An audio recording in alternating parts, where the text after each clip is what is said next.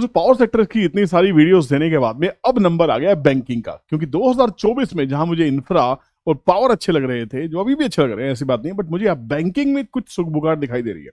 Banking NBFCs के share मुझे थोड़े से अच्छे लग रहे हैं। मुझे लगता है ये सेक्टर कहीं ना कहीं हमें अच्छे रिटर्न्स, अच्छे रिवॉर्ड दे सकता है।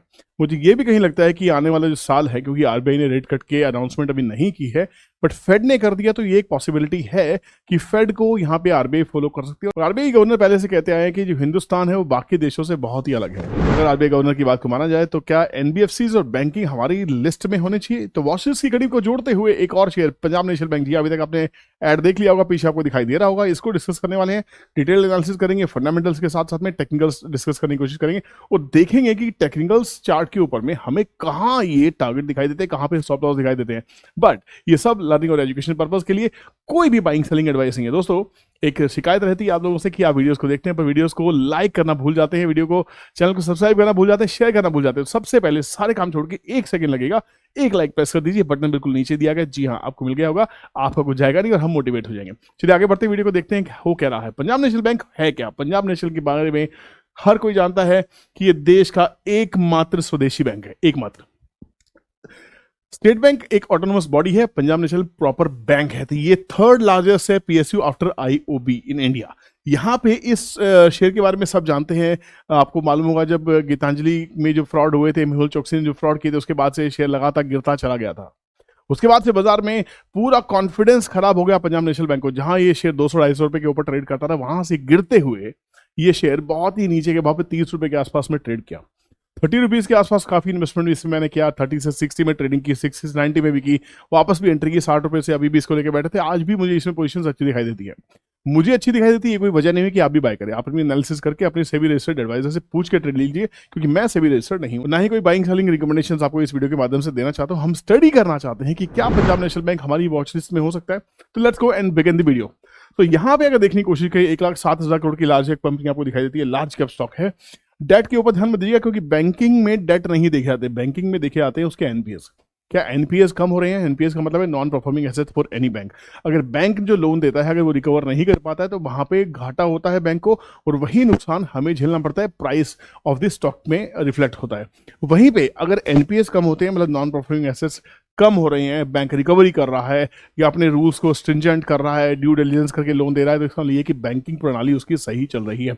वहीं इस कड़ी में देखने की कोशिश करते हैं कि ये शेयर क्वार्टर वाइज क्या कर रहा है, देखेंगे तो क्वार्टर वाइज अगर देखते हैं, बैंक रिवेन्यू अगर देखने की कोशिश करें तो 2020 से लेके जहाँ 21,000 करोड़ के रिवेन्यू बैंक कर रहा था, वो आज बढ़ के 26,000 करोड़ के क्वार्टर ऑन क्वार्टर हो रहे हैं। तो कहीं ना कहीं इंक्रीमेंटल बेसिस पे देखिए, 18,000 से 18,700, 20,000, 22,000, 23,000, 25,000, 26,000, ये इंक्रीमेंटल, ये अच्छी बात है। अगर बात देखी जाए इंटरेस्ट इनकम की, तो 12,000 करोड़ से बढ़ते बढ़ते 16,000 करोड़ के आसपास में आ रही है। वो भी स्टेबल है, वो भी बढ़ रही है, 11,000, 13,000, 14,000, 15,000, 16,000, ये भी बढ़ रहा है, तो ये चीज अच्छी है। फाइनेंसिंग प्रॉफिट, जहां कंपनी लॉस में चल रही थी, बहुत बुरे दिनों से कंपनी गुजरी, 2400 करोड़ के लॉस भी थे, वहीं गिरते गिरते फाइनेंसिंग प्रॉफिट घट के -256 करोड़ के आसपास रह गया है। अदर इनकम्स बड़ी हैं। अदर इनकम्स की बात करें तो जहां 2272 करोड़ के आसपास की अदर इनकम थी, वो 3,000 करोड़ के आसपास की इनकम है। ये क्या है, ये और डिटेल हमें इसमें चेक करना पड़ेगा। प्रॉफिट बिफोर टैक्स की अगर बात करें तो कहीं ना कहीं 2,700 करोड़ के आसपास का प्रॉफिट कंपनी कर रही है। 660, 1000, 2,000, 2,000, 2,700। तो ये क्वार्टर सितंबर 2023 का बहुत अच्छा रहा है, और अब जो रिजल्ट आने वाले हैं शायद इसके फरवरी 2024 में है। अगर मैं गलत हूं तो प्लीज कमेंट सेक्शन में कमेंट करके बताइएगा कि इसका नेक्स्ट क्वार्टर 3 का रिजल्ट कब आने वाला है। मुझे लगता है शायद फरवरी 2024 में इसकी डेट है। अगर डेट कुछ हो रहा है तो प्लीज मुझे बताइएगा जरूर, मैं भी इसको करेक्ट करना चाहूंगा।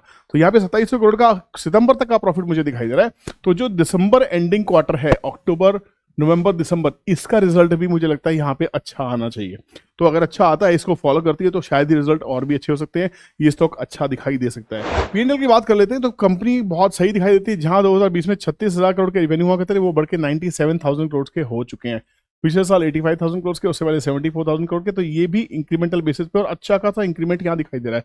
फाइनेंसिंग प्रॉफिट थोड़ा सा लॉस में है, यहाँ पे ये थोड़ा रेड फ्लैग दिखाई देता है मुझे। फाइनेंसिंग मार्जिन भी रेड फ्लैग की तरह दिखाई देते हैं, बट अदर इनकम कंपनी की बढ़ती दिखाई दे रही है। वो 12,000 करोड़ से 13,000 करोड़ के आसपास स्टेबल दिखाई दे रही है, ऑलमोस्ट इंक्रीमेंटल बेसिस पे, जिसकी वजह से कंपनी की जो प्रॉफिट है वो यहाँ पे डबल होते हुए कहीं ना कहीं दिखाई दे रहे हैं। बढ़िया चीज है कि कंपनी लगातार डिविडेंड पे आउट दे रही है। 15%, 20% पहले दिया करती थी, अभी भी कंपनी 4.5% के आसपास डिविडेंड दे रही है, जो बढ़ रहा है। डिविडेंड पे आउट अगर कंपनी का बढ़ रहा है तो इसका मतलब ये है कि कंपनी प्रॉफिट कर रही है। एक नजर कंपनी के एनपीए पर डाल देते हैं, जहां 2020 में कंपनी के एनपीए 13.5% थे, बहुत ही खराब थे, बहुत दयनीय हालत में पंजाब नेशनल बैंक था।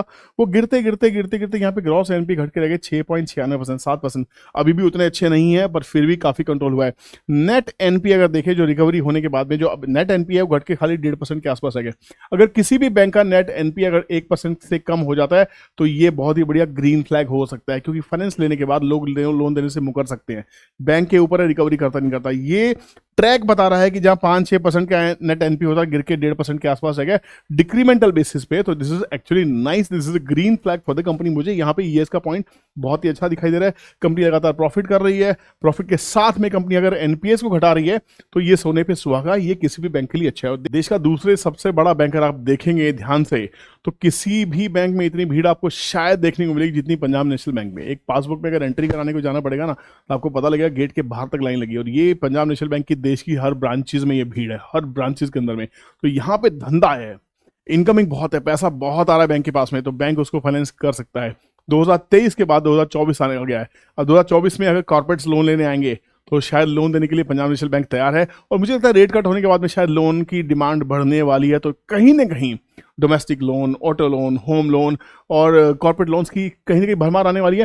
पंजाब नेशनल बैंक को काफी अच्छा पाई इसमें मिलने वाला है। पंजाब नेशनल बैंक में क्या जाए, सबसे पहले आपको करना है इस वीडियो को लाइक। जी हाँ, मैं मजाक कर रहा हूँ, सबसे पहले आपको वीडियो को लाइक करना है। हम देखते हैं चार्ट के ऊपर चल के इसमें करना क्या है। चार्ट पे चलते हैं और उम्मीद करता हूँ आपने अभी तक लाइक प्रेस कर दिया होगा। कर लेते हैं तो चार्ट क्या कहता है। चार्ट से पहले टीटीसी, चलो टीटीसी पे लेवल देख लेते हैं। सबसे पहले पंजाब नेशनल बैंक के लेवल टीटीसी ट्रेडिंग कैलकुलेटर क्या कहता है। टीटीसी कहता है भैया 100 रुपए के ऊपर अगर ब्रेकआउट हुआ तो 110, 121, 132 के लिए स्टॉक चलेगा। स्टॉप लॉस है 90 रुपीज का। ये अब यहाँ पे सीधी सीधी बात है, मैं यहाँ पे स्टॉप लॉस लेने वाला हूँ और इसके ऊपर मैं ब्रेकआउट प्ले करने वाला हूँ और मेरा टारगेट ये हो सकता है। ये टीटीसी कह रहा है, मैं नहीं कह रहा हूँ, तो लेना नहीं लेना आपकी मर्जी है। मैं कोई बाइंग सेलिंग रिकमेंडेशन आपको नहीं दे रहा हूँ। मैं टीटीसी बिलीव करता हूँ क्योंकि ये टीटीसी मैंने ही बनाया और पिछले 20 साल की मेहनत यहाँ डाल दी मैंने। पंजाब नेशनल बैंक के अंदर ही मुझे दिखाई दे रहा है राउंडिंग बॉटम फॉर्मेशन। मैं गलत हो सकता हूँ गाइस, मेरी नॉलेज आपसे कम हो सकती है, बता दीजिएगा।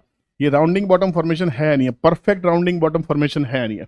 एक राउंडिंग बॉटम फॉर्मेशन होने के लिए प्राइस को उसके आसपास घूमना जरूरी होता है और जरूरी है कि ये जो रेजिस्टेंस एरिया है ये अगर पार होता है, इसके ऊपर बाजार क्लोज करता है और यहां से कोई जर्नी स्टार्ट होती है, या हो सकता है ये एक हैंडल बनाए तो एक अप एंड हैंडल का फॉर्मेशन देगा, फिर यहां से ब्रेकआउट हो सकता है। तो यहां पे मुझे एक बढ़िया सा ब्रेकआउट होता दिखाई दे रहा है, सस्टेन्ड ब्रेकआउट दिखाई दे रहा है। तो कहीं ना कहीं अगर मैं इस डेप्थ को मान के चलूं तो डेप्थ के टारगेट निकल के आते हैं 377 रुपए। चौंका देने वाली न्यूज है, चौंका देने वाली खबर है, ब्रेकिंग न्यूज। क्या पंजाब नेशनल बैंक 377 रुपए जाने वाले, ये आपने थंबनेल पे भी देखा होगा, इसीलिए आपने इस वीडियो को क्लिक किया होगा। ये क्लिक बेट नहीं है, ये टेक्निकल एनालिसिस है। इसमें कोई भी क्लिक बेट यूज नहीं करता हूँ कि आपको बात थंबनेल पे कुछ और दिखाई देगा, अंदर कुछ और नहीं दिखा।